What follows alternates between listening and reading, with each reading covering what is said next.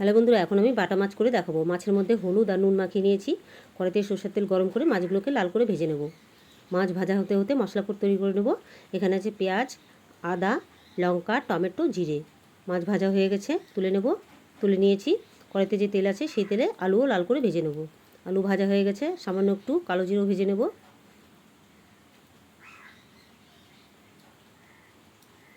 মশলার যে পেস্টটা করেছিলাম সেটা দিয়ে দিচ্ছি। জারটা ধুয়ে একটু জল দিয়ে দেবো, তাহলে মশলাটা পুড়বে না। আন্দাজ মতো হলুদ গুঁড়ো, স্বাদ মতো নুন। আর কোনো মশলাই দেবো না। খুব ভালোভাবে মিলিয়ে নিয়ে কষিয়ে নেব যতক্ষণ না মশলা থেকে কাঁচা গন্ধ চলে যাচ্ছে। কষানো হয়ে গেছে দেখুন। এখন আন্দাজ মতো গরম জল দিয়ে দিলাম, মিলিয়ে নেব। ঝোলটা যখন টকবক করে ফুটছে তখন ভাজা মাছগুলো দিয়ে দিলাম।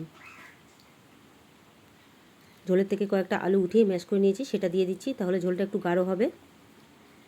মিশিয়ে নিয়ে 1 মিনিটের মতো রান্না করে গ্যাসটা অফ করে দিলাম এবং যে পাত্রে মাছটা ঢালবো সে পাত্রে ধনেপাতা ছড়িয়ে মাছ ঢেলে ওপর দিয়ে আবার ধনেপাতা দিয়ে ঢাকা দিয়ে দেবো। ভালো লাগলে একটা লাইক, শেয়ার এবং কমেন্ট প্লিজ।